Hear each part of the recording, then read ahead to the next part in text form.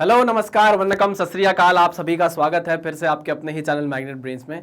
मेरा नाम है सत्यम शर्मा और हम पढ़ रहे हैं क्लास 11th की फिजिक्स का chapter mechanical properties of fluids. ठीक है, लास्ट लेक्चर में हमने क्या देखा? लास्ट लेक्चर में हमने कंटिन्यूटी इक्वेशन को पढ़ा था। कंटिन्यूटी इक्वेशन में हमने जाना था कि जितना रेट ऑफ फ्लूइड एंटर करता है किसी पर्टिकुलर टाइम में, है ना, उसी पर्टिकुलर टाइम के लिए उतना ही फ्लूइड जो एंटर किया होगा वही फ्लूइड एग्जिट करता है। मतलब मास ऑफ फ्लूइड जो इनलेट हो रहा है वही मास ऑफ फ्लूइड एग्जिट भी होता है। ऑब्वियस सी बात है, क्लियर है। यही कंटिन्यूटी इक्वेशन है कि मास कहीं बीच में गायब नहीं होगा, जितना एंटर होगा उतना ही एग्जिट होने वाला है। क्लियर बात है। चलिए, उसकी एक इक्वेशन निकल कर आई थी। जो इक्वेशन क्या थी? a1 v1 is equal to a2 v2। ये इक्वेशन तब लगेगी जब आपका लिक्विड होगा, यानी कि आपका जो फ्लूइड होगा वो इनकंप्रेसिबल फ्लूइड होगा।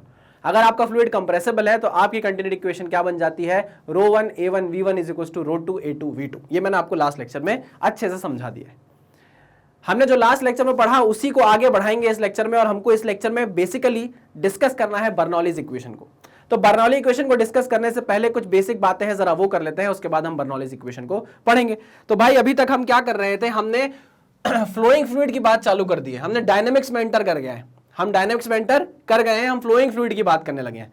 तो भाई फ्लोइंग फ्लूइड के पास कौन कौन सी एनर्जी होती है, जरा हम इसके बारे में बात कर लेते हैं। चलिए स्टार्ट करते हैं। अब फ्लोइंग फ्लूइड में है 3 काइंड्स ऑफ एनर्जी। कितने टाइप की एनर्जी हो सकती है भाई? फ्लोइंग फ्लूइड में 3 टाइप की एनर्जी हो सकती है। पहली एनर्जी क्या है? Kinetic energy. ठीक, the energy possessed by a fluid by virtue of motion is called kinetic energy of m mass of the fluid flowing with velocity v is given by half mv square। Obvious सी बात है, ये तो हम रटे बैठे हैं, हमारे तो जबान पर है कि भाई काइनेटिक एनर्जी का कोई फॉर्मूला पूछे तो हम हाफ mv स्क्वायर बोल दें। ठीक है, इसकी यूनिट क्या आएगी भाई? इसकी यूनिट होगी जूल।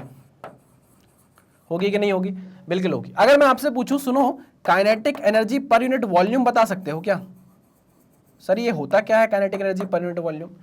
भाई जब आप अपने फ्लूइड को कंसिडर करोगे, मान लो कोई पाइपलाइन है, देखो ऐसी कोई पाइपलाइन है, ठीक, ये ऐसी कोई पाइपलाइन है। इस पाइपलाइन में फ्लूइड बहता जा रहा है, बहता जा रहा है, बहता जा रहा है ना, हर जगह फ्लूइड क्या कर रहा है? ऐसे बह रहा है। ठीक है, हाँ कि ना? हाँ, ठीक है।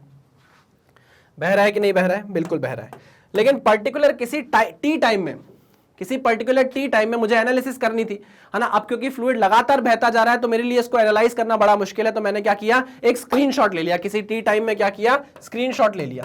अब जब मैंने टी टाइम में स्क्रीनशॉट लिया तो भाई कैप्चर हो गई कोई चीज, अब वो चीज स्टिल हो गई मेरे लिए, मैं उसको अब स्टडी कर सकता हूं, है ना। तो मैं बोलता हूं कि टी टाइम के लिए मैं क्या करता हूं? टी टाइम के लिए ये वॉल्यूम कंसिडर कर लेता हूं जिस पर मुझे एनालिसिस करनी है ना। मैंने जब स्क्रीनशॉट लिया तो ये वॉल्यूम आ गया मेरे पास, है ना, जिस पर मैं क्या कर सकता हूं? एनालिसिस, स्टडी कर सकता हूं। अपनी स्टडी को आसान बनाने के लिए मैं ये कर रहा हूं, मैंने स्क्रीनशॉट लिया खचाक से, और ये मेरे पास वॉल्यूम आ गया। इसको आप थर्मोडायनेमिक्स में क्या बोलते हो? कंट्रोल वॉल्यूम, जिस पर आप स्टडी करने वाले हो। ठीक है ना, ओपन सिस्टम में। ठीक है सर, ओके। तो आगे की बात करेंगे। अगर मैं बोलूं कि भाई काइनेटिक एनर्जी बताओ मुझे पर यूनिट वॉल्यूम, मतलब इतनी वॉल्यूम की मुझे काइनेटिक एनर्जी बता दो। भाई ये वॉल्यूम निकल जाएगा, फिर दूसरा वॉल्यूम आएगा वो निकल जाएगा, फिर तीसरा वॉल्यूम आएगा वो निकल जाएगा, फिर चौथा वॉल्यूम आएगा वो निकल जाएगा। ऐसे करके सारे वॉल्यूम क्या करते जाएंगे भाई? निकलते जाएंगे कि नहीं? टाइम बदलता जाएगा, वॉल्यूम निकलता जाएगा। तो मेरे को किसी पर्टिकुलर इंस्टेंट पे मैंने बोला kinetic energy per unit volume बता दो। ठीक है, तो मैंने बोला ठीक है, चलो ये भी कैलकुलेट करके देते हैं। अब भैया हम तो भाई साइंस के स्टूडेंट हैं, हमको सब पता है, आप कुछ भी पूछ लो। Half M V square divided by volume है, ये डिवाइडेड बाय क्या है भाई? वॉल्यूम है। ऐसे काट देता हूं, नहीं तो आपको वी में कंफ्यूजन होगी।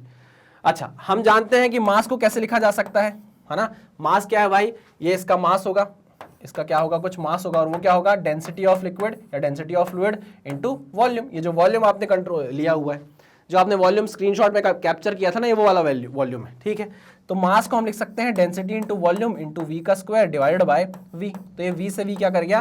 कट गया। तो kinetic energy per unit volume कितना आ गया? Kinetic energy per unit volume कितना आ गया? ये आ गया भाई हाफ रो वी स्क्वायर। ठीक है, कोई दिक्कत नहीं सर? कोई भी दिक्कत नहीं है। इसकी यूनिट जरा चेक कर लें कितनी होगी। इसकी यूनिट चेक करते हैं। ये होगा केजी पर मीटर क्यूब डेंसिटी, और ये क्या है भाई? वेलोसिटी है। हाँ सर वेलोसिटी है, तो मीटर स्क्वायर पर सेकंड स्क्वायर। ठीक, तो मीटर स्क्वायर से ये चला गया, क्या आया भाई? KG upon metre second square. क्या आया? KG upon metre second square. मैंने बोला भाई ऊपर नीचे मल्टीप्लाई कर दो मीटर और मीटर का, तो केजी मीटर पर सेकंड स्क्वायर, ये क्या बना? न्यूटन बना। न्यूटन बना कि नहीं बना, और नीचे क्या बच गया, न्यूटन पर मीटर स्क्वायर। ठीक है, तो इसकी यूनिट कितनी आ गई भाई, न्यूटन पर मीटर स्क्वायर। आ गया समझ में कि नहीं आ गया? हाँ सर, तो इसकी यूनिट आएगी न्यूटन पर मीटर स्क्वायर। क्लियर बात है? क्लियर बात है सर। अब आपसे बोल दिया कि सुनो हमको ना ये भी बताओ कि ये जो वॉल्यूम है ना, ये जो वॉल्यूम है ये किसी पर्टिकुलर लिक्विड या फ्लूइड का वॉल्यूम है। हाँ, इसको अगर उसकी डेंसिटी से मल्टीप्लाई करोगे तो मास बन जाएगा। हाँ, और मास को जी से मल्टीप्लाई करोगे तो वेट बन जाएगा। तो मतलब इसका क्या है, वेट भी होगा। हाँ, इस पर्टिकुलर वॉल्यूम का क्या होगा, वेट भी होगा। तो मैं अगर आपसे पूछूं कि kinetic energy per unit wait बता दो क्या होती है, kinetic energy per unit wait बता दो क्या होती है, तो मैंने बोला चलो ये भी करके देख लेंगे। Half mv² divided by mg। कोई दिक्कत नहीं सर, कोई भी दिक्कत नहीं है। क्या किया हमने, m से m को काट दिया, क्या आ गया, ये आ गया v²/2g। इसकी यूनिट जरा चेक कर लें तो देखो v क्या होता है, वेलोसिटी क्या होती है, मीटर स्क्वायर पर सेकेंड स्क्वायर हो जाएगा। वेलोसिटी मीटर पर सेकंड होती है ना, उसका स्क्वायर क्या हो जाएगा, मीटर स्क्वायर पर second square divided bye 2g। जी क्या होता है, मीटर पर सेकंड स्क्वायर। सेकंड स्क्वायर कटा, मीटर मीटर कटा, कितना बचा, मीटर। तो इसकी यूनिट कितनी आएगी भाई, मीटर आएगी। कितनी आएगी यूनिट, मीटर आएगी। तो आप समझे कि नहीं समझे, काइनेटिक एनर्जी को रिप्रेजेंट करने के अपने तरीके हैं जो हमको आगे जाके बर्नौलीज इक्वेशन में यूज होंगे। सिंपल काइनेटिक एनर्जी अगर आपको जूल में बताना है, एनर्जी के फॉर्म में बताना है, तो आप बताओगे हाफ mv²। आई मेरी बात समझ में? हाँ, अगर बोला जाए kinetic energy per unit volume बता दो तो वो होती है हाफ ρv², जिसकी यूनिट होती है न्यूटन पर मीटर स्क्वायर। अगर कोई बोले kinetic energy per unit wait बता दो क्या होती है, तो भाई kinetic energy per unit wait होती है v²/2g, जो यूनिट क्या होती है, मीटर होती है। क्लियर बात है? हाँ सर, पक्की बात है। हाँ, इसको काइनेटिक हेड भी बोला जाता है। क्या बोला जाता है, काइनेटिक हेड भी बोला जाता है। ठीक है, अरे समझ में आई बात कि नहीं समझ में आई? हाँ सर समझ में आई। इसका मतलब ये हुआ, समझना मेरी बात, इसका मतलब ये हुआ, देखो वेलोसिटी को आप मीटर में बता रहे हो, काइनेटिक हेड को आप मीटर में बता रहे हो। मतलब आप देखोगे कल के दिन आप जब टरबाइन वर्बाइन पढ़ोगे तो आपको पता चलेगा आपने एक डैम बना के रखा था, है ना। ये डैम है, ये किस हाइट पर है, ये जमीन से h हाइट पर है ना। आई मेरी बात समझ में? यहाँ पर ऐसे डैम बनाया हुआ है और उसमें पानी भरा है यहाँ तक, ठीक है ना। अब डैम से आपने पाइपलाइन निकाल दी ऐसी, ये आपने पाइपलाइन निकाल दी। अब डैम से आपने पाइपलाइन निकाली तो भाई यहाँ पर जो पानी भरा हुआ है वो इतने हेड पे भरा हुआ है, इतनी हाइट पे भरा हुआ है। अगर हम इसको पाइपलाइन से दौड़ने का मौका देंगे तो यही हेड कन्वर्ट हो जाएगा कि नहीं, उसके पास काइनेटिक एनर्जी आ जाएगी कि नहीं। समझ रहे हो कि नहीं समझे? अरे बाबा, जब तक हमने पाइपलाइन नहीं लगाई थी, ये डैम हमारा बंद था, तो इसके पास क्या था भाई, पोटेंशियल हेड था। जब हमने यहाँ पे पाइपलाइन लगा दी तो ये पोटेंशियल हेड किस में कन्वर्ट हो जाएगा, काइनेटिक हेड में कन्वर्ट हो जाएगा। मतलब जब आप वेलोसिटी को हेड के रूप में बताते हो, है ना, हाइट के रूप में या मीटर के रूप में बताते हो, तो आप उसको क्या बोलते हो, काइनेटिक हेड बोलते हो। चलो कोई बात नहीं, मैं सिर्फ आपको बता रहा हूं कि काइनेटिक एनर्जी को रिप्रेजेंट करने के 2-3 तरीके हैं, उसकी यूनिट भी आपको याद रखना है क्योंकि ये काम आपके आएगी। ठीक है, पक्की बात? हाँ सर। तो मैं यहाँ लिख लेता हूँ दूसरे पेज में, चुपचाप, किसी को बताएंगे नहीं हम, है ना, किसी को भी पता नहीं चलेगा कि हमने यहाँ लिख लिया है। क्या लिख लिया है सर? पहली बात, काइनेटिक एनर्जी अगर हम सिंपल पूछोगे हमसे जूल में तो हम बोलेंगे हाफ mv²। अगर हमसे बोलोगे kinetic energy per unit volume बता दो तो हम बोलेंगे हाफ ρv²। यूनिट क्या होगी, यूनिट भी लिखते हुए चलते हैं, न्यूटन पर मीटर स्क्वायर, इसकी यूनिट होगी जूल। और अगर आप बोलोगे kinetic energy per unit wait बताओ तो हम बोलेंगे वो होता है v²/2g। मानते हो कि नहीं? हाँ सर। इसकी यूनिट कितनी होती है, मीटर होती है। ये मैंने लिख कर रख लिया, बिल्कुल लिख कर रख लिया सर। चलिए आगे बढ़े। हाँ सर, आगे बढ़ते हैं, इसको नोट डाउन कर लो फिर आगे बढ़ें। चलो आगे बढ़ते हैं, दूसरी एनर्जीज को देखते हैं। दूसरी एनर्जी कौन सी होगी भाई? हो सकता है हमारे पास प्रेशर एनर्जी हो या पोटेंशियल हो, कौन सी है? हाँ चलो, पोटेंशियल एनर्जी। यार पोटेंशियल एनर्जी आपको पता है बाय वर्च्यू ऑफ हाइट आती है, ठीक, वही लिखा होगा, energy possessed bye a fluid by virtue of its position is called its potential energy. Potential का मतलब क्या होता है कि उसके अंदर कितनी क्षमता है। मैं अगर आपको बोलूं कि भाई एक पानी की टंकी जो आपके घर में 1000 लीटर की होती है, अगर वो आपके घर की छत से 20 फीट ऊपर है, मान लो बेस से, आपका घर जिस बेस पे है उस बेस से मान लो वो 50 फीट ऊपर है ना, 1000 लीटर की टंकी, उस 1000 लीटर की टंकी का जो पानी है ना, अगर मैं आपको बोलूं कि सुनो, मैं क्या करता हूं, उस 50 फीट से वो पानी की टंकी जो है 1000 लीटर की, वो आपके सर पे छोड़ देता हूं, है ना। तो उसमें पोटेंशियल कितना है, उसमें पोटेंशियल है आपकी जान लेने का। समझ रहे हो? उसके अंदर इतनी एनर्जी है कि वो आपकी जान ले ले, आपकी हड्डियां तोड़ दे। ये होता है पोटेंशियल का मतलब। क्लियर बात है? हाँ सर। तो भाई the energy possessed bye fluid by virtue of its position, वो किस पोजीशन पे रखा है, किस हाइट पे रखा है, जिस भी पोजीशन में रखा होगा उसके पास क्या होने वाली है, एक पोटेंशियल एनर्जी होने वाली है। ठीक है ना। Potential energy of fluid at a height h above earth surface given by mgh, ये तो हम भी जानते हैं, ये तो हम भी जानते हैं, नई बात नहीं है, ठीक है ना। इसकी यूनिट किस में होगी भाई, जूल में होगी, ये भी हमको पता है। लेकिन आप फिर वही बात कि अगर आपसे पूछ लिया जाए कि potential energy per unit volume बताओ कितना होगा, ये वॉल्यूम है यार, है ना, क्योंकि वेलोसिटी और वॉल्यूम एक जैसे लगने लगेंगे, इसलिए मैंने वॉल्यूम को इस तरीके से लिखा है। Potential energy per unit volume बता दो कितनी होगी, तो आप जानते हो, आप मास को लिख सकते हो rho into volume into G into H divided by volume, divide by volume. तो ये काट दिया, वॉल्यूम से वॉल्यूम कट गया, क्या बचा, सिर्फ और सिर्फ रो जी एच। ये तो प्रेशर जैसा दिख रहा है, ये तो प्रेशर जैसा दिख रहा है, हाँ बिल्कुल वैसे ही दिख रहा है। इसकी यूनिट देख लो क्या होगी, रो जी एच। हमको पता है इसकी यूनिट किस में आने वाली है भाई, न्यूटन पर मीटर स्क्वायर में आने वाली है। ये क्या है, pressure energy, potential energy per unit volume, potential energy per unit volume, ठीक है। पर यूनिट वॉल्यूम आप समझ गए ना, किसी पर्टिकुलर, अगर आपने 1000 लीटर का पानी रखा हुआ है टंकी में भर के, तो आप पर यूनिट वॉल्यूम देखने वाले हो, है ना, पर यूनिट वॉल्यूम कितनी पोटेंशियल एनर्जी है उसके पास, ठीक है, ये आप इस तरीके से देखते हो। अगर आपको बोला जाए भाई पर यूनिट वेट बता दो, potential energy per unit wait बता दो mg, तो आप बोलोगे हाँ सर 1 मिनट, पोटेंशियल एनर्जी होती है sir mgh divided by mg, काट दो सर ये पूरा mg, बचेगा सिर्फ और सिर्फ क्या, h, यानी कि इसकी यूनिट किस में आएगी, मीटर में आएगी। तो आपने क्या किया, जब आपने potential energy per unit wait निकाला, तो आपने पूरी की पूरी पोटेंशियल एनर्जी को हेड में कन्वर्ट कर दिया। इसको पोटेंशियल हेड भी बोला जाता है, क्या बोला जाता है, पोटेंशियल हेड या ग्रेविटेशनल हेड भी बोला जाता है, पोटेंशियल हेड, ठीक है, ओके। तो इसका मतलब यह है कि अगर मैं आपको बोलूं कि सुनो 40 मीटर पर पानी रखा हुआ है, 40 मीटर पर पानी है, 40 मीटर पर पानी है, तो आप समझ जाओगे भाई कि 40 मीटर के पानी के बाद कितना पोटेंशियल हेड होगा, कितना पोटेंशियल होगा। समझे कि नहीं समझे, हाँ सर, पक्की बात, बिल्कुल पक्की बात। तो ये यूनिट आपको काम आएंगी, इसलिए मैं आपको अलग अलग बता रहा हूं कि भाई पर यूनिट वॉल्यूम देख लो क्या होती है, पर यूनिट वेट देख लो क्या होती है, ठीक है। अगर आप ये नहीं देखोगे तो आपको बर्नौलीज इक्वेशन में प्लेस करने में थोड़ी सी प्रॉब्लम हो सकती है, ठीक है। चलिए आगे बढ़ते हैं, आगे बढ़ते हैं, आगे बढ़ते हैं, आगे बढ़ते हैं। नेक्स्ट इज, अब आ जाएगी हमारी प्रेशर एनर्जी। चलिए ध्यान से देखिएगा प्रेशर एनर्जी को। The energy possessed by virtue of its pressure is called its pressure energy. अब देखो कोई फ्लूइड है आपके पास, ये देखो फ्लूइड भरा हुआ है टैंक में, यहां पर लग रहा है पी प्रेशर, अलग कलर से लिखता हूं थोड़ा, कौन से कलर से लिखूं, रेड कलर से लिखता हूं। ये लग रहा है भाई पी प्रेशर, ठीक। अब देख रहे हो इतनी हाइट का पानी है तो प्रेशर तो हो गई। मान लो यहाँ पर आपके पास एक पिस्टन है ना, ये एक पिस्टन रखा था, इस पे लग रहा है ये प्रेशर पी, और इस प्रेशर ये प्रेशर किसका है, ये फ्लूइड का प्रेशर है। किसका प्रेशर है, ये फ्लूइड प्रेशर है ना, ये फ्लूइड का प्रेशर है। ये फ्लूइड प्रेशर रखने से क्या हुआ, टी टाइम के बाद ये पिस्टन एक्स डिस्प्लेसमेंट करके यहां पर आ गया, ठीक है ना। किसने खिसकाया इसको फ्लूइड के प्रेशर ने खिसकाया है। तो अगर मैं बोलूं आपसे कि बताओ प्रेशर एनर्जी कितनी होगी, प्रेशर एनर्जी कितनी होगी, प्रेशर एनर्जी कितनी होगी, तो आप बोलोगे वो होगी work done by fluid pressure. वो होगी किसके बराबर, work done by fluid pressure, work done by fluid pressure. समझे कि नहीं समझे, बिल्कुल समझे सर।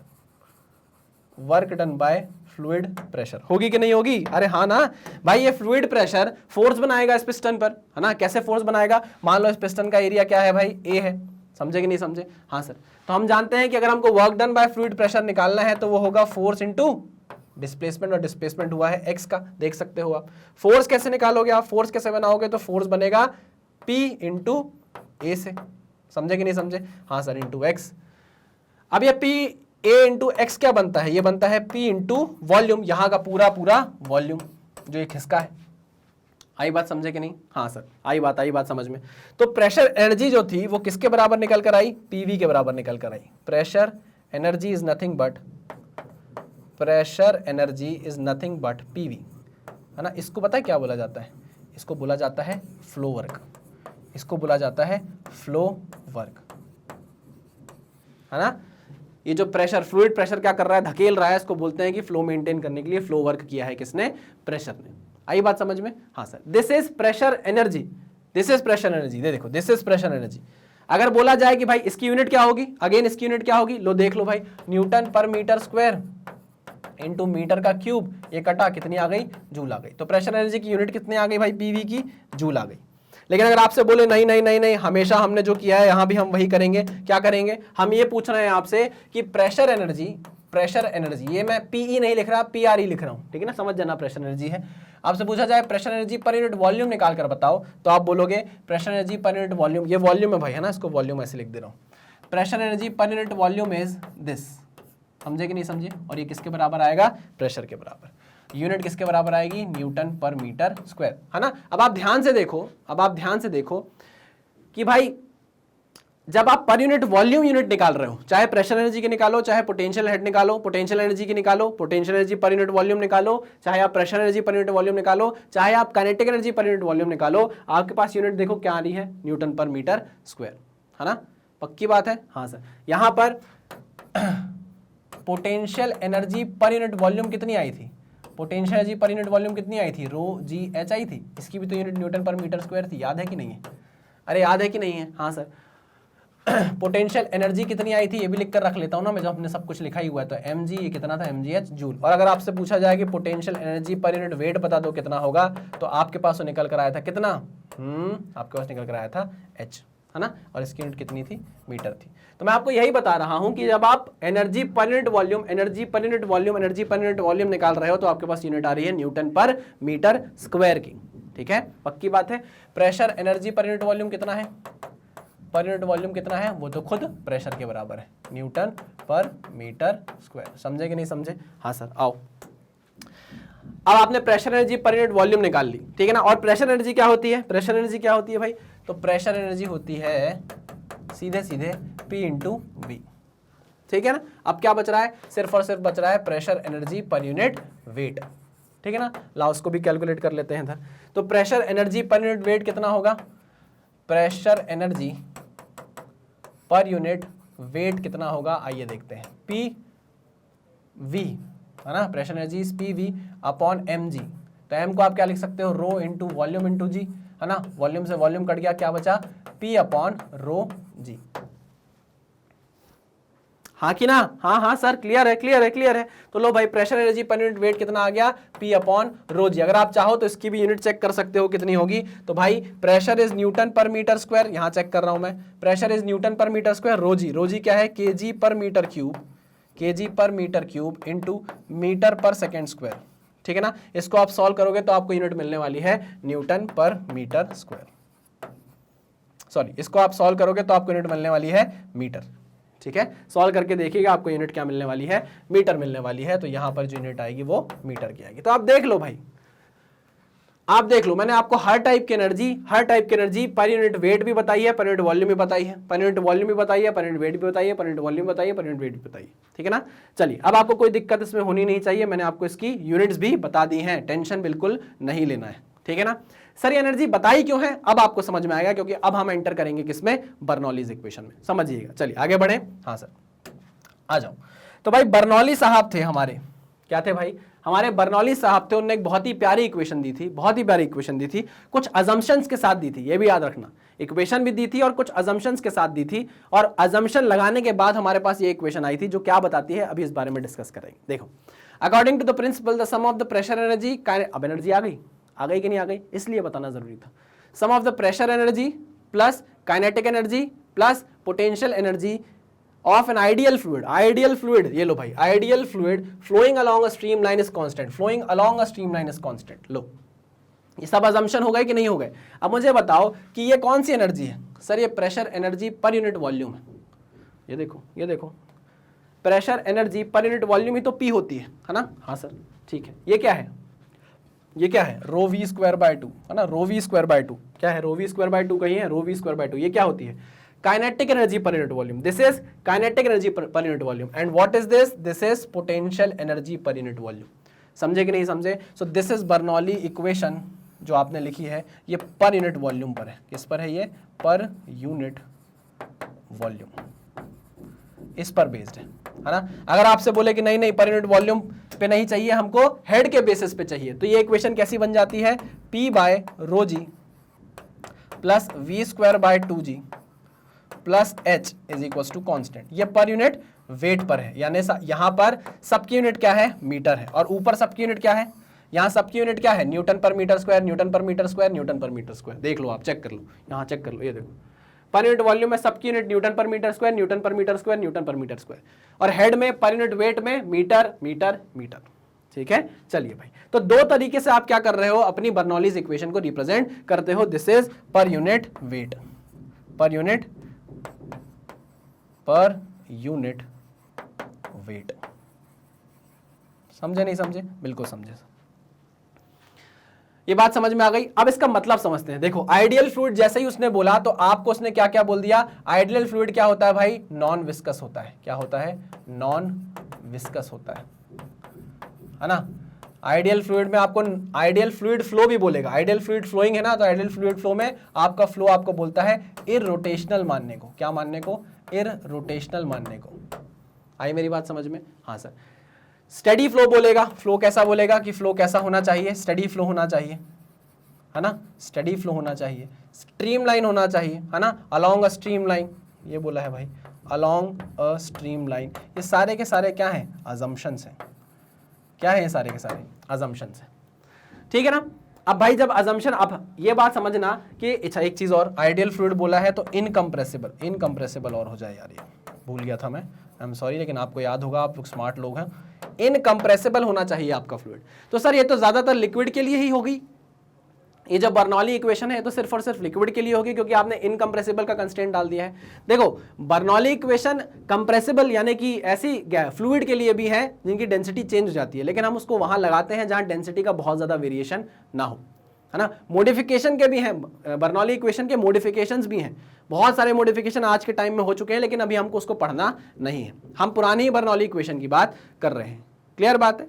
तो बर्नौली इक्वेशन ये बात करता है कि अगर कोई फ्लूइड फ्लो कर रहा है, अगर कोई फ्लूइड फ्लो कर रहा है, मान लो किसी भी पॉइंट पे ये कोई पाइपलाइन है, ठीक है ना, ये कोई पाइपलाइन है ऐसी,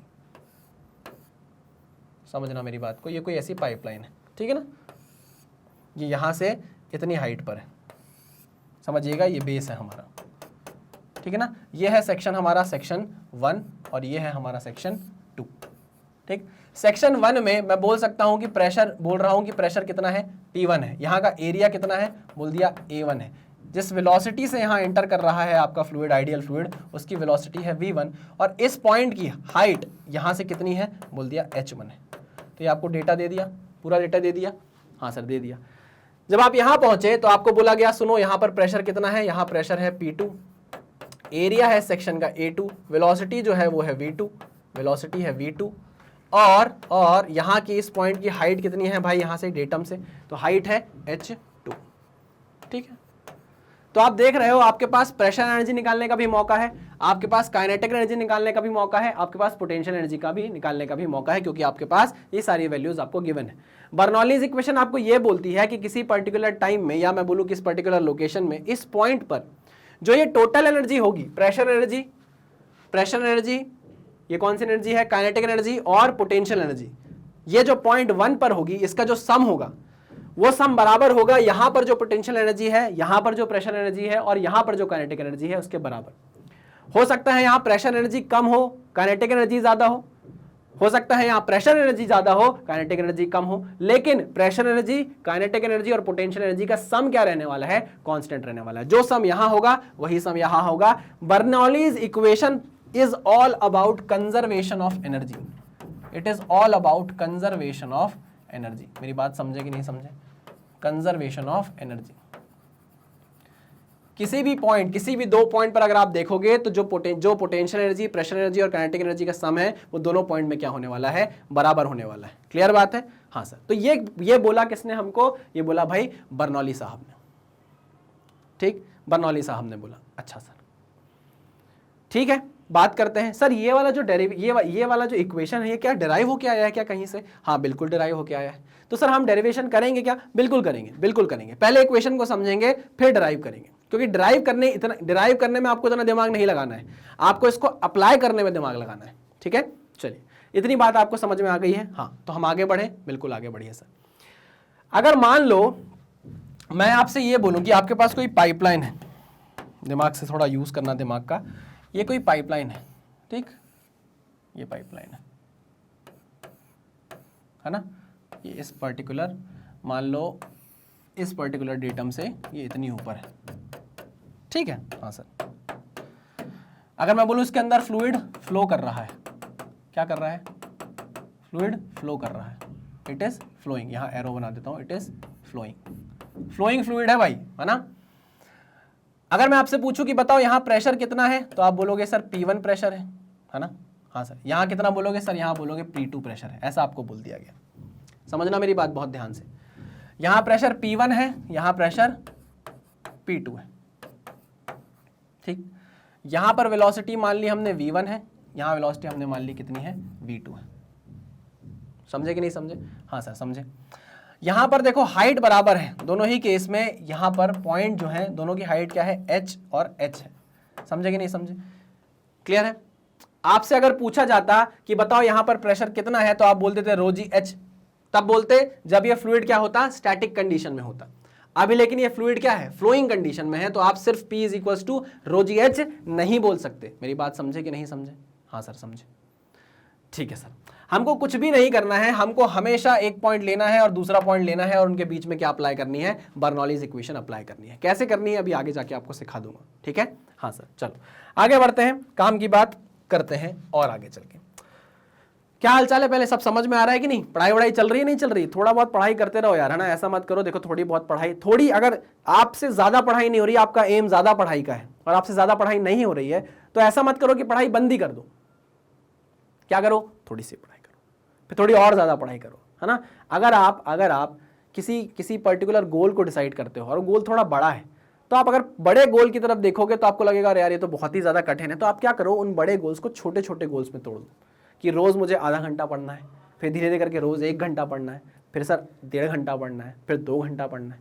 ऐसे कर करके आप अपने दिमाग को एंगेज करोगे ना, तो दिमाग आपको बेवकूफ़ नहीं बनाएगा। नहीं तो अगर आपने अपनी चीज़ें दिमाग पर छोड़ दी तो दिमाग आपको बहुत ज़्यादा बेवकूफ़ बनाएगा, ये याद रखना, है ना। ठीक है, चलिए भाई आगे बात करते हैं। अब बर्नौलीज इक्वेशन की डेरिवेशन की बात करते हैं। आइए, बहुत इंपॉर्टेंट है। चलिए, तो इसमें हम अब डेरिवेशन करने वाले हैं। देखो, डेरिवेशन के लिए हमको कुछ कुछ चीजें माननी पड़ेगी। पहले वो मैं मान लेता हूं। क्या, मैंने ये सेक्शन एक लिया है, ठीक है ना। यहाँ पर प्रेशर कितना है भाई, P1। प्रेशर कितना है, ये देखो प्रेशर है P1, ठीक है, ओके। यहाँ पर हाइट कितनी है, तो यहाँ की हाइट है H1, ठीक। सिमिलरली यहाँ पर मैंने प्रेशर लिया है P2, ये देखिए ये प्रेशर है P2 और यहाँ की हाइट कितनी है भैया, H2। यहाँ से जो फ्लूइड एंटर कर रहा है, यहाँ से जो फ्लूइड एंटर कर रहा है, जो बह रहा है, उसकी वेलोसिटी कितनी है भाई, V1। कितनी वेलोसिटी है, V1, ठीक। सिमिलरली यहाँ से जो वेलोसिटी बाहर निकल रही है, उसकी वो कितनी है, V2। कोई दिक्कत, कोई परेशानी नहीं सर? कोई भी परेशानी हमको नहीं है ना। वी आर अब हम क्या करने वाले हैं, we are considering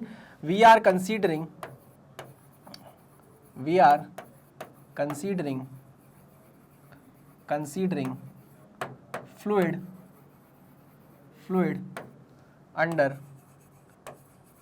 under AB। समझना मेरी बात को, मैं क्या बोलना चाह रहा हूं, समझना।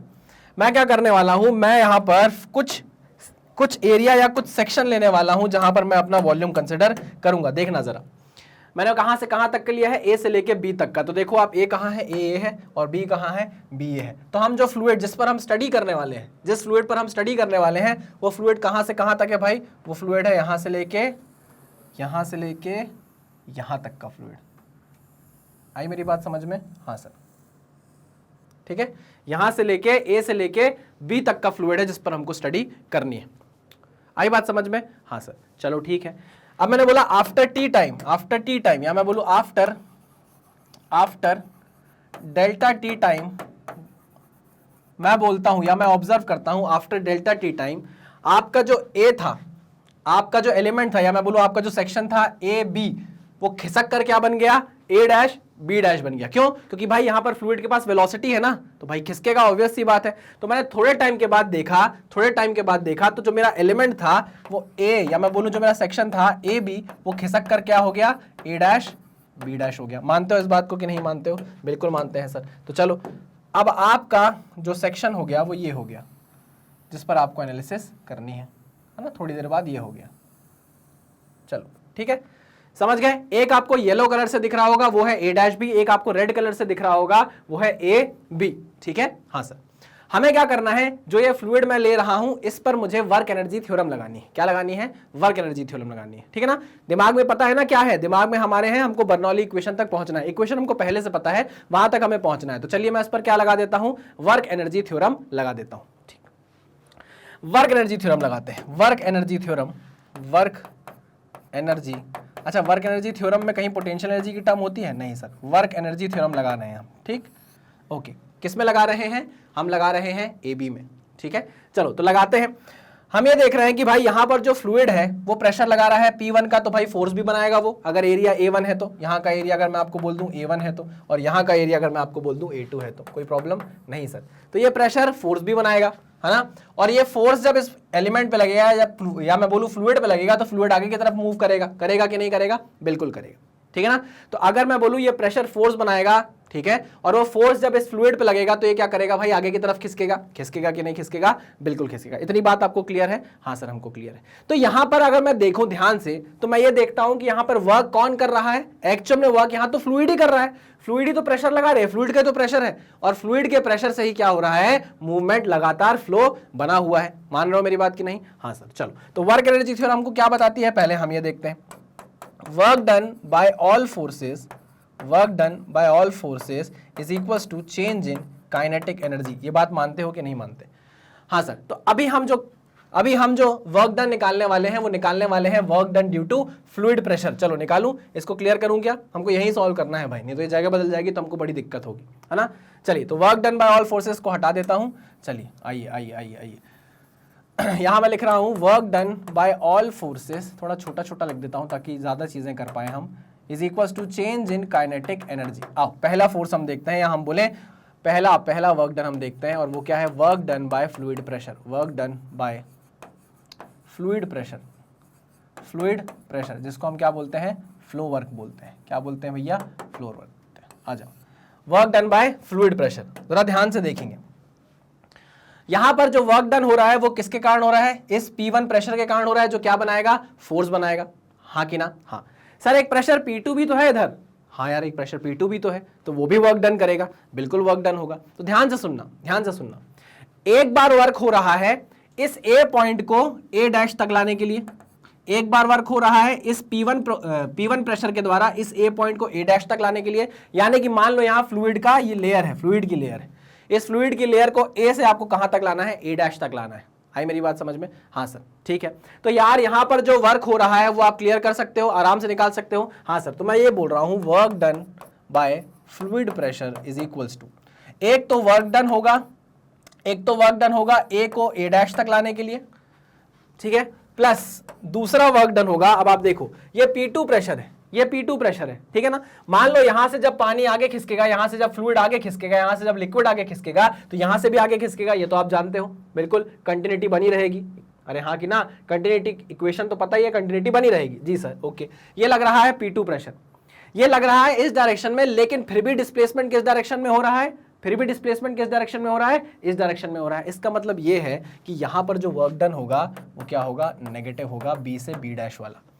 आई कि नहीं आई बात समझ में? हाँ सर समझ में आई। चलो, अगर मैं आपसे पूछूं वर्क डन A से A डैश जाने में कितना है, तो आप बोलोगे सर वर्क डन प्रोवाइड करने के लिए यूज हो रहा है प्रेशर P1, इसको फोर्स में चेंज करेंगे तो ये मल्टीप्लाई करेंगे एरिया A1 से, तो ये फोर्स बन गया। अब फोर्स को मल्टीप्लाई करना पड़ेगा डिस्प्लेसमेंट से, तभी तो वर्क डन बनेगा। तो बताओ कितना डिस्प्लेसमेंट होगा अगर A पॉइंट से A डैश तक चला गया वाटर? तो भैया वेलोसिटी है इसकी V1, कितनी वेलोसिटी है V1, टाइम कितना चेंज किया था हमने, डेल्टा टी टाइम के हम देख रहे थे, तो V1 इंटू डेल्टा टी क्या हो जाएगा, डिस्प्लेसमेंट हो जाएगा। तो ये लीजिए मैं लिख देता हूं V1 इंटू डेल्टा टी। ये क्या है, ये work done by this pressure है P1। क्लियर है?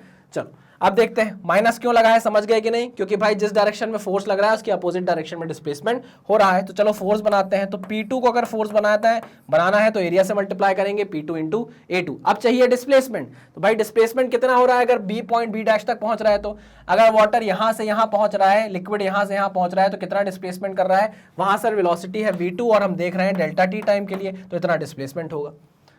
क्लियर है बात? हाँ सर एकदम बात क्लियर है। तो work done by fluid pressure ये कितना आ गया, ये आ गया P1 A1 V1 delta T minus P2 A2 V2 delta T.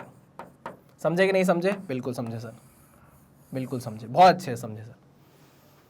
ठीक है, अब जरा हम देखें यार, इसको हम और ज्यादा सिंप्लीफाई कर सकते हैं कि नहीं कर सकते? बिल्कुल कर सकते हैं। देखो, जब मैं आपसे बोलता हूं कि यहां से यहां A से A डैश तक वाटर चला गया, तो इसका मतलब है कि कुछ मास यहां से यहां आगे बढ़ गया है कि नहीं बढ़ गया है? बिल्कुल बढ़ गया है सर, बिल्कुल बढ़ गया है सर। कुछ मास यहां से यहां आगे बढ़ गया, वो मास कितना है, मैं बोल रहा हूं डेल्टा M मास है। ठीक, ये डेल्टा M मास अगर आपको निकालने को बोला जाए कि यार कितना मास आगे बढ़ा है, तो आप बोलोगे डेल्टा M मास आगे बढ़ा है A से A डैश में। ठीक है, ओके। तो ये जो डेल्टा एम है आप ये कैसे निकाल सकते हो सर, इस फ्लूइड की कुछ डेंसिटी होगी इनटू उसका वॉल्यूम। कितना वॉल्यूम, इतना वॉल्यूम, है ना, डेंसिटी इनटू इतना वॉल्यूम, जितना आगे बढ़ा है, जितना वॉल्यूम ये घेरा हुआ है ना। चलो ठीक है सर, तो हमने बोला डेंसिटी इनटू वॉल्यूम कितना होगा, ये वॉल्यूम आप निकाल सकते हो, बिल्कुल निकाल सकते हैं सर। हमारे पास एरिया है, हमारे पास डिस्प्लेसमेंट है, तो A1 into V1 into delta T.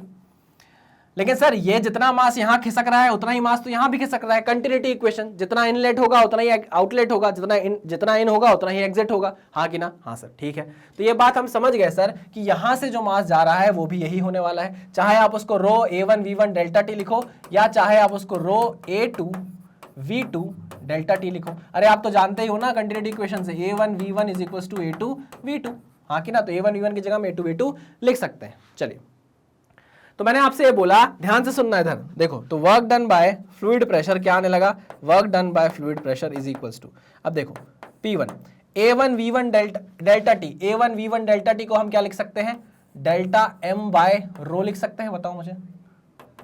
हाँ सर लिख सकते हैं, बिल्कुल लिख सकते हैं, ये देखो लिख सकते हैं कि नहीं, बिल्कुल लिख सकते हैं। तो मैंने यहाँ क्या लिखा, delta M by row plus, अब यहाँ देखो आप P2 प्लस नहीं minus P2 A2 V2 delta T को आप क्या लिख सकते हो, इसको आप लिख सकते हो सर डेल्टा M बाय रो, लिख सकते हैं कि नहीं, बिल्कुल। तो ये कितना हो जाएगा, A2 V2 डेल्टा टी हो जाएगा, ओह सॉरी तो वही लिख दिया मैंने, ये हो जाएगा डेल्टा M बाय रो, है ना, वही चीज़ क्यों लिखूंगा मैं, delta M by row.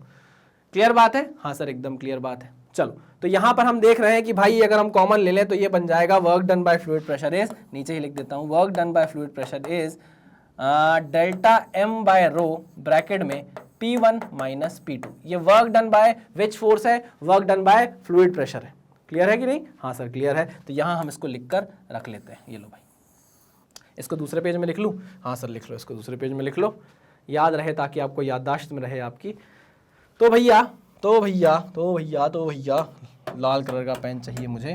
Work done by fluid pressure आपका कितना निकल कर आया, delta M by rho P1 minus P2। कोई दिक्कत, कोई परेशानी नहीं सर। अच्छा, यहां पर हमने लिखा है कि हमारी जो वर्क एनर्जी थ्योरम होती है वो बोलती है work done by all forces equals to change in kinetic energy. Change in kinetic energy हमको पता है, work done by all forces में और कौन से फोर्सेस होंगे जो इस एलिमेंट पर लग रहे होंगे, इस सेक्शन पर लग रहे होंगे। आपने बोला सर ये जो पानी आपने लिया है, जो सेक्शन आपने लिया है, इसका कुछ ना कुछ वॉल्यूम है, इसकी कुछ ना कुछ डेंसिटी है, तो इसका कुछ ना कुछ मास होगा ही होगा। हाँ सर बिल्कुल होगा। तो सर इसका मास का कुछ ना कुछ वेट बनेगा ही बनेगा। मैंने कहा तो वेट कैसे बनेगा, क्योंकि उस पर लगातार क्या एक्ट कर रही होगी, ग्रेविटेशनल फोर्स एक्ट कर रही होगी, हाँ कि ना। हाँ सर, तो एक और फोर्स है जिसके बारे में हमको बात करनी पड़ेगी, आइए बात करें। इसको मिटाऊं, हाँ सर चलो। तो ये हो गया हमारा work done by fluid pressure. अब हम वर्क डन बाय ग्रेविटी देखेंगे, अब हम वर्क डन बाय ग्रेविटी देखने वाले हैं, आओ चलो। Second is work done by gravity, work done by gravity, आओ देखते हैं। देखो यार, वर्क डन बाय ग्रेविटी की अगर हम बात करें तो ग्रेविटेशनल फोर्स जो होता है वो एक कंजर्वेटिव फोर्स है कि नहीं है। हाँ सर, तो work done by conservative force जो होता है वो negative of change in potential energy होता है। याद है कि नहीं याद है? अरे याद है कि नहीं याद है? बिल्कुल याद है, पढ़ा है हमने कि work done by conservative forces change in is negative of change in potential energy. अब देखो वर्क डन बाय ग्रेविटी अगर मैं आपको निकालने को बोल दूं तो आप निकाल नहीं पाओगे, है ना। वर्क डन बाय ग्रेविटी कैसे हो रही है आपको निकालने में बड़ी दिक्कत होगी। तो हम अगर वो ना निकालना चाहें तो हम क्या निकाल सकते हैं, सिर्फ और सिर्फ चेंज इन पोटेंशियल एनर्जी निकाल सकते हैं। क्या निकाल सकते हैं? चेंज इन पोटेंशियल एनर्जी निकाल सकते हैं। अच्छा सर ठीक है, तो चलो चेंज इन पोटेंशियल एनर्जी निकालते हैं। ये क्या होगा? Work done by conservative force यानी कि gravity force, gravitational force is equals to negative of UF minus UI, है ना। इसको हम कैसे लिख सकते हैं? माइनस अगर मैं हटा दूं यहां से तो ये उल्टा हो जाएगा, यूआई माइनस यूएफ। हो जाएगा कि नहीं हो जाएगा? बिल्कुल हो जाएगा सर।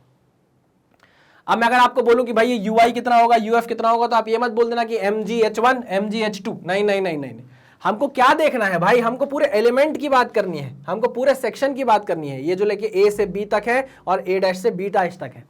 तो जो इनिशियल होगा, इनिशियल पोटेंशियल एनर्जी जो होगी, इनिशियल पोटेंशियल एनर्जी जो होगी वो किसकी होगी? ए बी की होगी, है ना। कौन से सेक्शन की होगी? पूरे ए से लेके बी तक, क्योंकि इनिशियली तो हमने वही माना था। अच्छा, फाइनली क्या होगी? फाइनली होगी सर a' से लेके b' तक। मानते हो कि नहीं मानते? बिल्कुल मानते हैं। बिल्कुल मानते हैं, बिल्कुल मानते हैं, बिल्कुल मानते हैं। ये इनिशियल हो गई, ये फाइनल हो गई, ठीक है। चलो समझ में आया कि क्यों लिया भाई, क्योंकि इनिशियली हमने शुरुआत किससे की थी, ए बी से शुरुआत की थी, ए से लेके बी तक, याद करो भैया, है ना। और जो फाइनल हमारा खिसक गया था एलिमेंट, वो पूरा ए डैश से बी डैश तक खिसका था, ठीक है। ओके चलो आओ जरा ध्यान से देखेंगे। इस यू ए बी को मैं कैसे लिखता हूं, जरा देखना। यू ए बी को मैं कैसे लिख सकता हूं, A dash plus A dash B लिख सकता हूं, बिल्कुल लिख सकते हो सर। यू ए बी को मैं लिख सकता हूं A dash plus U A dash B लिख सकता हूं कि नहीं। U A dash plus U A dash B लिख सकता हूं, हाँ sir. Minus A dash B dash को मैं क्या लिख सकता हूं, ए डैश बी डैश को मैं क्या लिख सकता हूं, A dash B plus B B dash, A dash B plus B B dash. तो लो A dash B minus B B dash, सही किया कि नहीं किया, बिल्कुल सही किया। अब देखो ये प्लस में है, ये माइनस में है, कट गया कि नहीं कट गया, बिल्कुल कट गया। तो आओ U A dash minus U B B dash आ गया कि नहीं आ गया। Work done by gravity force, या मैं बोलूं कंजर्वेटिव फोर्स। अब मुझे आप इस ए डैश का पोटेंशियल एनर्जी बता सकते हो, अब बता सकते हो, क्या बता सकते हो, इसका मास जो हमने क्या लिया था, डेल एम लिया था, इसका मास हमने क्या लिया था, डेल एम लिया था, हाँ। तो लो भाई यू ए डैश कितना हो जाएगा, कहां करूं सॉल्व, इसको मिटा दूं, हाँ सर इसको मिटा दो। चलो चलो चलो चलो, तो मैं बोल रहा हूं work done by conservative force is equal to U A dash mass कितना है, हमने लिया था इतना मास, आगे बढ़ा डेल्टा एम जी इंटू H1, हाँ कि ना, हाँ सर, माइनस डेल्टा एम, अब हमको देखना है किसका, इसका बी बी डैश की पोटेंशियल एनर्जी देखनी है, तो यहां कितना मास होगा, वही डेल्टा एम सेम इंटू जी, और हाइट कितनी H2। आप समझे कि नहीं समझे। अगर आप इसको सीधे mg h1 mg h2 ले लेते सही तो होता, लेकिन कंसेप्ट गलत होता, है ना। यहां जो इतना बीच का फ्लूइड है, देखो ध्यान से देखना, इतना जो बीच का फ्लूइड है, कौन से कलर से बनाऊं, ग्रीन से बनाता हूं। ये जो बीच का है, ये जो फ्लूइड है बीच का, ये इसकी पोटेंशियल एनर्जी चेंज हो ही नहीं रही, क्योंकि वहीं फंसा हुआ है। देखो इतना पार्ट तो वही है ना, सिर्फ ये इतना खिसका और ये इतना खिसका, ये वाला तो वैसे का वैसा ही बना हुआ था, इसलिए इसकी पोटेंशियल एनर्जी क्या कर गई, कट गई। आई बात समझ में, ठीक है सर, ओके। तो यहां पर आपके पास वर्क डन बाय ग्रेविटी भी आ गया है, और वो कितना है, mgh1 माइनस mgh2, ये भी मैं लिख कर रख लेता हूं। आओ तो work done by conservative force, work done by conservative force यानी कि work done by gravity force कितना निकल कर आया, delta mgh1 minus delta mgh2। चलो आ जाओ, इसके अलावा और कोई फोर्स, सर फ्रिक्शन। मैंने क्या बताया, बर्नौलीज में हमने ऑलरेडी अजम्पशन माना हुआ है कि आइडियल फ्लूइड है, विस्कस नहीं होगा, तो फ्रिक्शन की फोर्स की कोई बात ही नहीं होगी, ठीक है। सर नॉर्मल रिएक्शन, देखो जो नॉर्मल रिएक्शन होगा डिस्प्लेसमेंट उसके परपेंडिकुलर होगा, तो भाई क्योंकि फोर्स और फोर्स के परपेंडिकुलर डिस्प्लेसमेंट है, तो वहां पर हम कोई भी work done by normal reaction नहीं ले पाएंगे। सर कोई इंटरनल टॉर्क होगा, पाइप ऐसे घूम रहा है तो भैया हमने पहले ही बोला था कि हमारा जो फ्लो है वो इरोटेशनल होगा, तो अगर फ्लो इरोटेशनल है, कोई घुमाव ही नहीं है, तो टॉर्क के द्वारा वर्क डन की कोई बात होती ही नहीं है, ठीक है। चलिए ओके आगे बढ़ते हैं। ये दोनों चीजें हमारे काम की आ गई। अच्छा अब देखो, हम जानते हैं, we know that work energy theorem से कि work done by all forces is equal to change in kinetic energy, ठीक है। Work done by all forces में एक तो ये वर्क डन आ रहा है और एक ये वर्क डन आ रहा है, ये कितना है, delta M by rho P1 minus P2 और प्लस ये वाला वर्क डन आ रहा है delta M G H1 minus delta M G H2, ठीक है ना। एक ये आ रहा है, एक ये आ रहा है, एक इसके बराबर है final kinetic energy minus initial kinetic energy. अब फाइनल और इनिशियल क्या था, कौन सा सेक्शन हमने फाइनल हुआ था, फाइनल सेक्शन कौन सा बना है हमारा, फाइनल सेक्शन हमारा बना है ए डैश से लेके बी डैश तक, हाँ कि ना, हाँ। तो हम इसको क्या लिख सकते हैं कि A dash B dash minus initial क्या था, इनिशियल था हमारा ए से लेके बी तक, हाँ कि ना। अरे भाई जैसे पोटेंशियल एनर्जी लिखी थी वैसे ही लिखी है, ठीक है। चलो ओके सर। देखिए काइनेटिक एनर्जी ए डैश बी डैश, ध्यान से देखना कहाँ लिखूं, काइनेटिक एनर्जी ए डैश बी डैश को मैं कैसे लिख सकता हूं, ए डैश बी डैश को मैं कैसे लिख सकता हूं, ये देखो आपने कैसे लिखा था, A dash B B B dash. A dash B dash को मैं कैसे लिख सकता हूं, ए डैश से लेके बी प्लस बी से लेके बी डैश, ए डैश से लेके बी प्लस बी से लेके बी डैश, हाँ कि ना, हाँ सर। तो लिख सकते हैं ना, बिल्कुल लिख सकते हैं सर।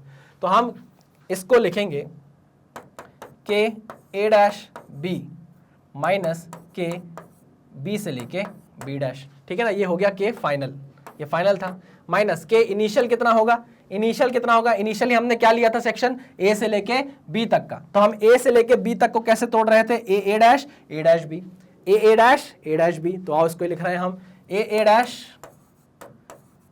डैश माइनस के ए डैश बी, है ना। या सिंपल सी बात है, ए बी को हमने तोड़ा है इन दोनों में, ठीक है ना, ए डैश बी को हमने तोड़ा है इन दोनों में। अच्छा, यहां पॉजिटिव होगा, कैसे पॉजिटिव होगा जरा देखना, देखो ये माइनस था, है ना, तो यहां पे हमने इसको माइनस किया, इसको ऐसे भी लिख सकते हैं प्लस, ठीक है, क्लियर बात है। ए बी कैसे मिलकर बना है, ध्यान से देखो, ए बी कैसे मिलकर बना है, ए बी कैसे मिलकर बना है, ए डैश और ए डैश बी से, ठीक है ना, तो ए डैश बी लिखा। ए डैश बी डैश कैसे बना है जरा देखो, ए डैश बी डैश कैसे बना है जरा देखो, ए डैश बी डैश कैसे बना है जरा देखो, A dash B plus B B dash, ये देखो A dash B plus B B dash, ठीक है ना। चलो अब ध्यान से देखो, जब मैं एक ब्रैकेट हटाता हूं तो यहां माइनस आ जाएगा, हाँ सर आ जाएगा, ठीक है, ठीक है ना, समझ गए, इसको हटा देता हूं कंफ्यूज ना होना, चलिए आ जाओ, ठीक, अब सही है। क्या क्या कट रहा है भाई, सर ये प्लस के ए डैश बी और ये माइनस के ए डैश बी कट रहा है, ठीक है, तो क्या बच रहा है, तो बच रहा है sir delta M by rho P1 minus P2 plus delta M G H1 minus delta M G H2 is equal to K B B dash, है ना, के बी बी डैश माइनस के ए डैश। ये क्या है, ये क्या है, काइनेटिक एनर्जी जो बी बी डैश के मास के पास होगी, जो काइनेटिक एनर्जी ए डैश के मास के पास होगी। तो भाई हम ये जानते हैं कि ए डैश में कितना मास था, डेल्टा एम, अरे हरे कलर से क्यों चल रहा हो भैया, लाल, ये देखो डेल्टा एम था, ये डेल्टा एम था, है ना, यहाँ भी कितना था, डेल्टा एम था। तो बी बी डैश में भी मास कितना था, डेल्टा एम, ए डैश में भी मास कितना था, डेल्टा एम। इसकी काइनेटिक एनर्जी लिख सकते हो, बिल्कुल लिख सकते हैं सर, बिल्कुल लिख सकते हैं सर। क्या होगी इसकी काइनेटिक एनर्जी ए डैश की, तो आप बोलोगे sir half delta M v1 square, और इसकी कितनी होगी काइनेटिक एनर्जी, तो इसकी काइनेटिक एनर्जी की sir half delta M v2 square. Okay ठीक है, यहाँ लिखो, यहाँ लिखो, यहाँ लिखो इस चीज को, तो इज इक्वल टू इसकी एनर्जी होगी half delta M kinetic energy v2 square minus half delta M v1 square. मानते हो कि नहीं मानते, ठीक है, चलो तो delta M by rho P1 minus P2 plus delta M G H1 minus delta M G H2, ठीक है ना, ये इक्वेशन हमारे पास आ गई है। अब देखो जरा, डेल्टा एम कट गया यहाँ से, डेल्टा एम कट गया यहाँ से, डेल्टा एम कट गया यहाँ से, डेल्टा एम कट गया यहाँ से, डेल्टा एम कट गया यहाँ से। कोई दिक्कत, कोई परेशानी नहीं सर, कोई परेशानी नहीं है। ये रो मुझे परेशान कर रहा है, रो मुझे परेशान कर रहा है, तो मैं रो से मल्टीप्लाई कर देता हूँ। क्या कर दे रहा हूं, रो से मल्टीप्लाई कर दे रहा हूं। तो जब मैं रो से मल्टीप्लाई करता हूं, ध्यान से देखना, जब मैं रो से मल्टीप्लाई करता हूं तो ये कट जाएगा, क्या आएगा final relation P1 minus P2, ठीक है ना। इधर रो से मल्टीप्लाई किया तो ये क्या हो गया, रो G H1 minus rho G H2। सही लिखा है कि नहीं, बिल्कुल सही लिखा है सर। इज इक्वल टू ये कितना हो जाएगा, ये हो जाएगा half rho V2 square minus half rho V1 square, हो जाएगा, बिल्कुल हो जाएगा। ठीक, अब इस इक्वेशन को ध्यान से देखो, देखी दिखाई इक्वेशन दिख रही है क्या, कुछ 1 1 वाला इस साइड ले आओ, 2 2 वाले उस साइड ले जाओ, ऐसा कर लो, ठीक है, ज्यादा आसान हो जाएगा। तो चलो मैं इसको मिटाऊं क्या भाई, उसको आगे कंटिन्यू करना है, मुझे जगह चाहिए, मैं थोड़ा सा मिटा दूं, स्क्रीनशॉट ले लो। चलो वेरी गुड, आ जाओ, इसको मिटा रहा हूं मैं। चलो भाई इसको सिंप्लीफाई करेंगे, अगर आप लोग कर रहे हो तो फटाफट करो, 1 1 एक साइड कर लो, 2 2 एक साइड कर लो, बस और कुछ नहीं करना है, आ जाओ। तो P1 plus rho G H1 plus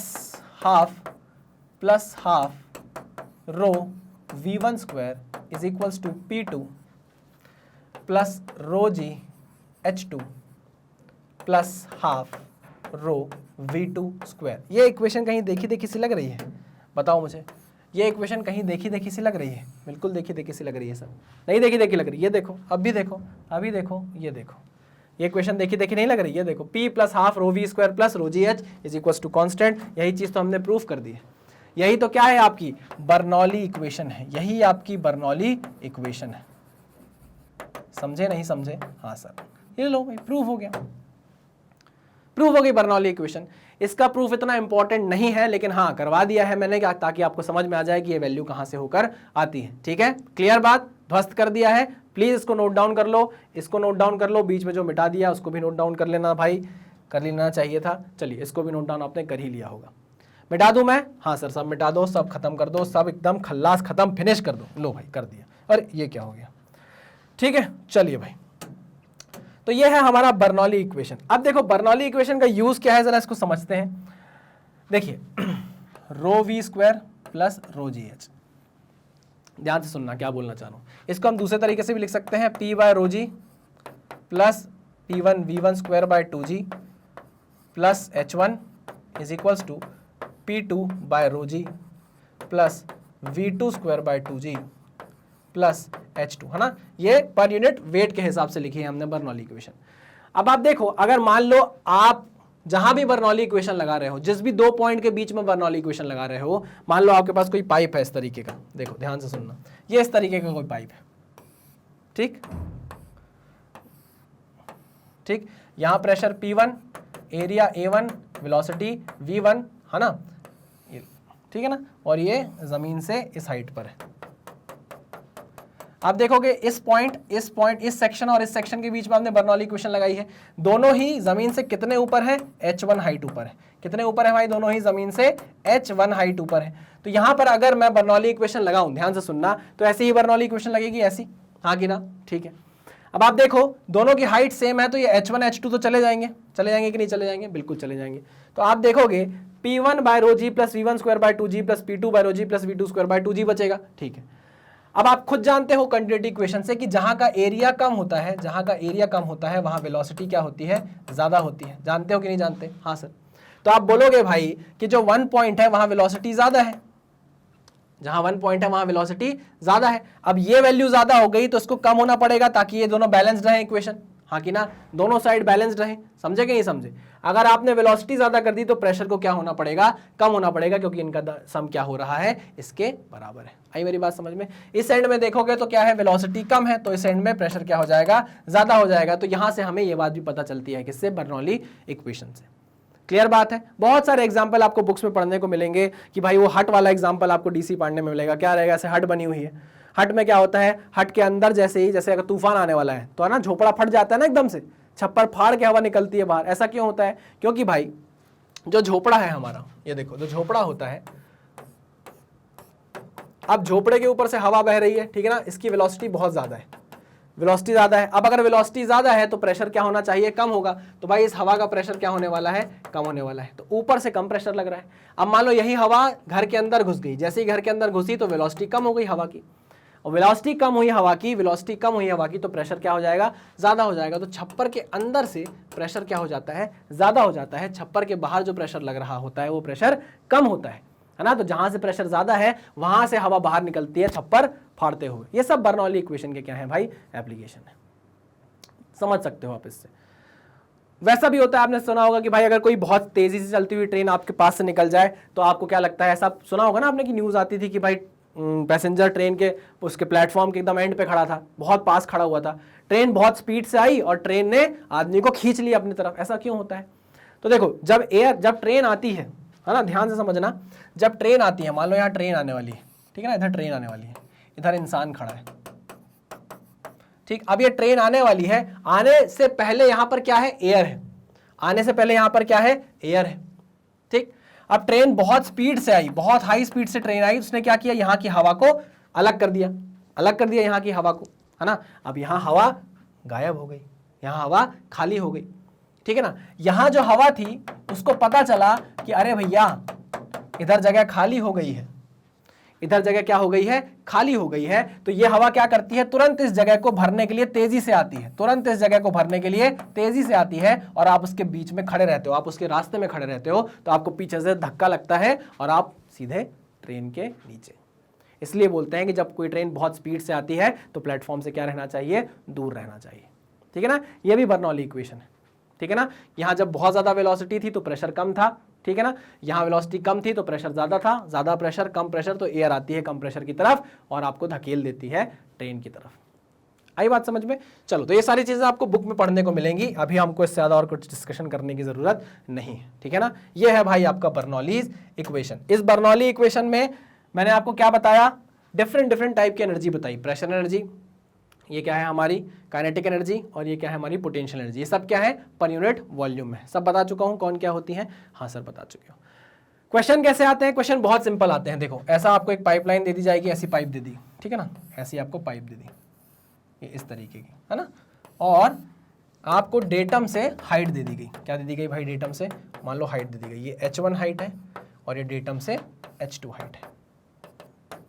समझे मेरी बात? ठीक है। यहाँ प्रेशर कितना है P1, एरिया कितना है A1, प्रेशर कितना है P1, एरिया कितना है A1, और वेलोसिटी कितनी है V1, वेलोसिटी कितनी है V1। यहाँ प्रेशर कितना है P2, एरिया कितना है A2, वेलोसिटी कितनी है V2, है ना। अब आपको इसके बीच में कोई भी अननोन वैल्यू दे देगा, बोल देगा भाई प्रेशर निकाल के बताओ, आपको बोल देगा A1 दे देगा, V2 दे देगा, आपको हो सकता है V2 दे दे, V1 दे दे, P1 दे दे, P2 निकालने को पूछ ले, है ना, कुछ भी दे सकता है। आपको सिर्फ और सिर्फ फॉर्मूला याद रखना है, जो फॉर्मूला ये है, बस, और कुछ भी नहीं करना है। वैल्यूज आपको देता जाएगा और क्वेश्चन आपको बनते जाएंगे। क्वेश्चन खाली बर्नौली इक्वेशन से नहीं बनते, इसको मिक्सअप किया जाता है इसके एप्लीकेशन में, जैसे वेंचुरी मीटर में, पिटॉट ट्यूब में, इन सब में इसको मिक्स करके बर्नौली इक्वेशन का एक अच्छा क्वेश्चन बनता है, ठीक है ना। कोई खास क्वेश्चन सीधे बर्नौली इक्वेशन से आपको देखने को नहीं मिलता, ठीक है। सिर्फ और सिर्फ इसका एप्लीकेशन हम जब पढ़ेंगे तो और अच्छे से हमको बर्नौली लगाते आएगा, लगाते बनेगा, ठीक है। चलिए भाई, तो इतना ही हमको पढ़ना था इस लेक्चर में कि बर्नौली इक्वेशन क्या होती है। बताने को तो मैं सीधे सीधे आपको दो एक्सप्रेशन बता देता कि ये पर यूनिट वेट वाली बर्नौली है, ये पर यूनिट वॉल्यूम वाली बर्नौली है, लेकिन मुझे लगा कि नहीं, आपको एक डेरिवेशन भी देखना चाहिए, क्योंकि उसका डेरिवेशन भी अच्छा खासा है, अच्छा है, मतलब दिमाग चलता है आपका डेरिवेशन देखने में, ठीक है, पक्की बात है। ओके सर, चलिए, तो इस लेक्चर में हमको इतना ही पढ़ना था भाई, इस लेक्चर को करते हैं हम यहीं पर खत्म, ठीक है ना। अगले लेक्चर में मिलेंगे। हमेशा की तरह जो मैं आपको बताता हूँ, ये फिर बताऊंगा कि magnetbrains.com आपकी वेबसाइट है, जिसमें आप जा सकते हैं और मैग्नेट ब्रेन्स के सारे लेक्चर प्रॉपर ऑर्गेनाइज तरीके से दे सकते हैं। ये जो लेक्चर्स होते हैं क्लास फर्स्ट से, पहली क्लास से लेकर क्लास 12 तक आपको मिलेंगे, है ना। और आप अगर चाहते हैं कि आप क्लास 11 के स्टूडेंट, आप चाहते हैं कि क्लास 11 के सारे लेक्चर आप देख पाए, तो आप क्लास 11 को ऐसे क्लिक कर सकते हैं। जैसे ही आप क्लास 11 को क्लिक करेंगे तो देखिए आपके पास क्लास 11 के सारे फैकल्टीज के लेक्चर आ जाएंगे, ठीक है ना।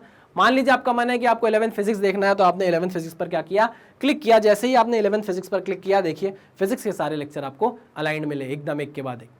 आपने बोला चलो भाई मुझे कंसेप्ट ऑफ फोर्स देखना है, आपने कंसेप्ट ऑफ फोर्स पे क्लिक किया और मैं यहाँ पर आपको क्या मिल जाऊंगा, पढ़ाता हुआ दिख जाऊंगा, ठीक है। आपको पता है भाई कि हमारा जो मैग्नेट ब्रेन्स है वो क्लास फर्स्ट से लेके किंडरगार्टन से लेके क्लास 12 तक free of cost education provide कर रहा है। फ्री होने का मतलब ये नहीं है कि हम क्वालिटी से कुछ भी कॉम्प्रोमाइज़ कर रहे होंगे, क्वालिटी एकदम टॉप नॉच आपको प्रोवाइड की जाती है। आप चाहें तो हमारे बेस वीडियोस देख सकते हैं, है ना। बेस वीडियोस में आपको पूरा जीरो से लेके हीरो तक पढ़ाया जाता है, सब कुछ आपको बताया जाता है, कुछ भी छुपाया आपसे जाता नहीं है, ठीक है। चलिए भाई, तो इस लेक्चर में हमको इतना ही पढ़ना था। मिलते हैं हम नेक्स्ट लेक्चर में, तब तक आप सावधान रहिए, सतर्क रहिए, पढ़ते रहिए। Thank you very much.